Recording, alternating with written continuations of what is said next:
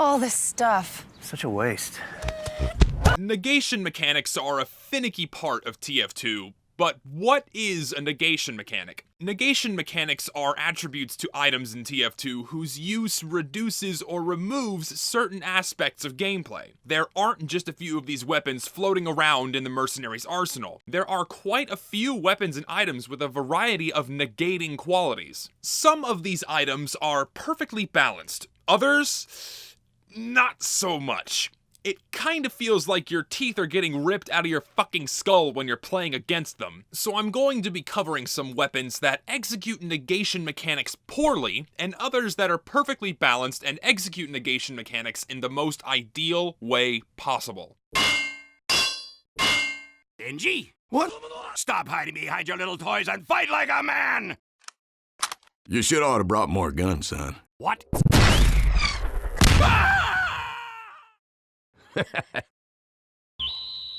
Negation mechanics typically fall under one of three categories: reversal, partial negation, and full negation. This last one is the problematic one. Reversal mechanics essentially reverse incoming damage back onto the enemy, the only example of which being the Pyro's Air Blast. Partial negation mechanics are those that reduce rather than completely remove. This includes every item that carries some form of passive or active damage resistance when in use, including the Demo Man's shields, the battalion's backup, or the Vaccinator. Full negation mechanics are items that completely remove some aspect of TF2's gameplay, or reduce it beyond some reasonable threshold to where it might as well not even be there. I get it, because there's a sniper protecting it. Where did he shoot me from? See, teamwork! I slowed him down, he couldn't get away.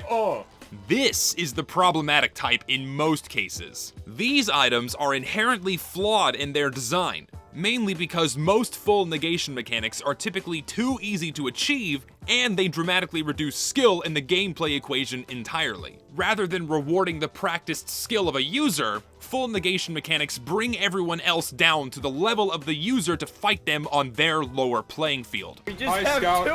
2 inches. You can't move anymore, so you die. Effectively making the skill of aggressors irrelevant. In my eyes, there are 3 serious offenders that fall under this full negation category that should be addressed. And starting us off, I have to use that. this weapon has always been designed around a full negation mechanic: the removal of nearby projectiles at the cost of metal. In other words, prevention of building destruction by fully negating 2 classes that are direct counters to the engineer's buildings. Unfortunately, the short circuit goes well beyond this by effectively removing all damage from nearby soldiers and demomen, not only to the engineer's buildings and to himself, but to the rest of his team that is nearby. These issues create a hard counter.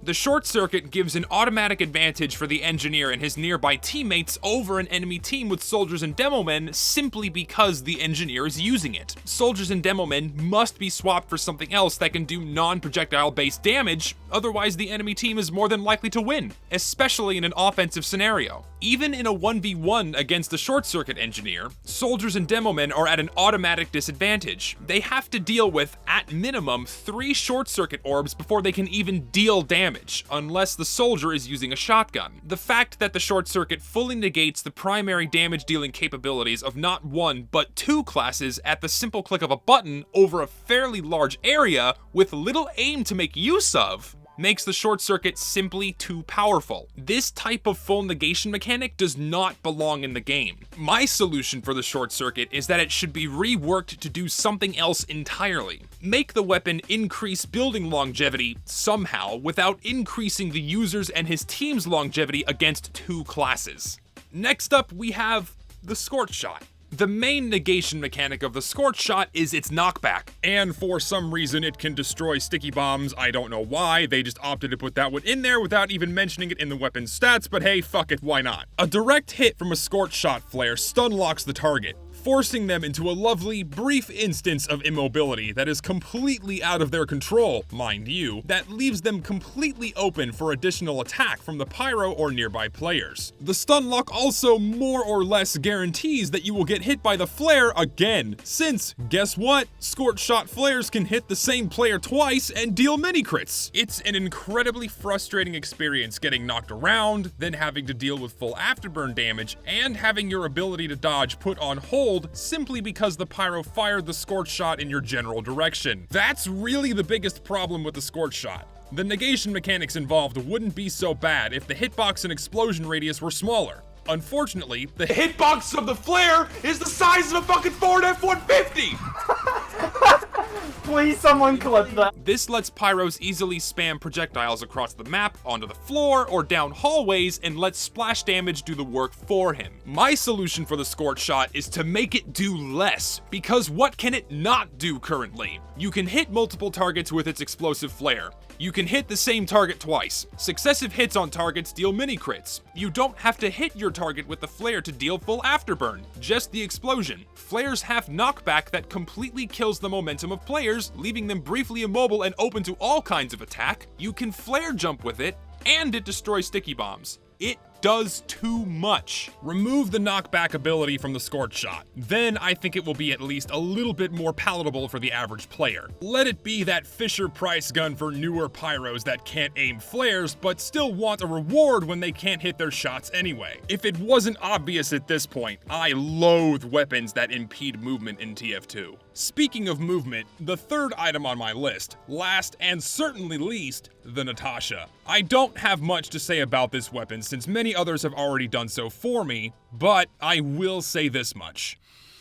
Why does a weapon whose primary purpose is to negate movement even exist in a first-person shooter that is designed around rewarding movement? It is the most counterintuitive weapon in the game and has existed for over 10 years! Get rid of it! Rebalance it! Do something! There are honorable mentions in the game that are more along the lines of minor offenders with this negation issue, specifically the Wrangler and the Vaccinator. The Wrangler is broken. We all know this. You can triple the health of your sentry gun just by swapping to it. It negates way too much damage with a simple weapon switch. The Wrangler is not that bad of an offender, since you give up letting the game aim for you in exchange for a double DPS 303 health mini-sentry or a 654 health level 3, that's still not very well balanced. The Vaccinator is effectively the worst medigun in the game in the hands of someone that doesn't know how to use it, but it becomes insanely overpowered in the hands of someone that does. In the latter case, it's too easy to partially negate an insane amount of incoming damage. If you spread heals fairly well, you are constantly building Vaccinator Uber and can always be negating 75% of at least one damage type on at least one person, including yourself. And if you rotate resistance types well, you and at least one other healing target, potentially multiple, might as well be fully stock Ubered the entire time. Thankfully, the rest of the items in TF2 that have negation mechanics are either minor nuisances at most, or are perfectly balanced.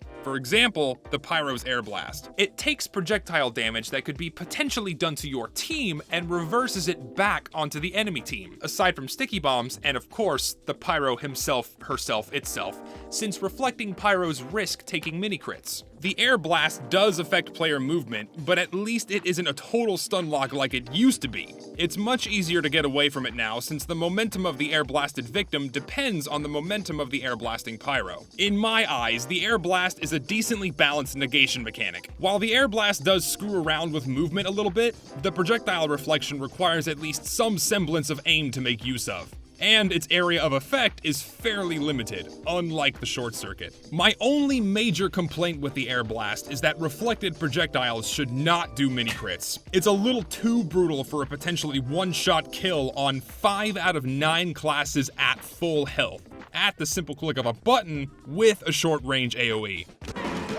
An example of a perfectly executed partial negation mechanic is the Battalion's Backup. I don't think I will ever be able to overplay just how underrated this item is. You sacrifice a shotgun, that is attack power, for the opportunity to fully negate crits, mini crits, and partially negate all other types of damage. But it takes 600 damage to charge the item, rewarding your ability to stay alive and aim rockets in order to use it. Plus, the banner must be spent carefully in order for it to be effective. It rewards good coordination with your team to spread the resistance around as much as possible. That pretty much wraps up my points about negation mechanics. A lot of weapons that are tied into this type of balancing are really fun to use, don't get me wrong. But some of these items normally do so at the cost of a fun game experience for, well, everyone but the user. If the big three that I mentioned got reworked in the future somehow, I think I'd be a pretty happy camper. I think I've hit the nail on the head pretty well with this topic, but let me know what you think about these negation mechanics. I'm gonna let you folks carry on this conversation without me because hey, it's summer, I'm on my vacation, and I gotta get back to my beach and beer time. So peace out, and I'll catch you all next time, man.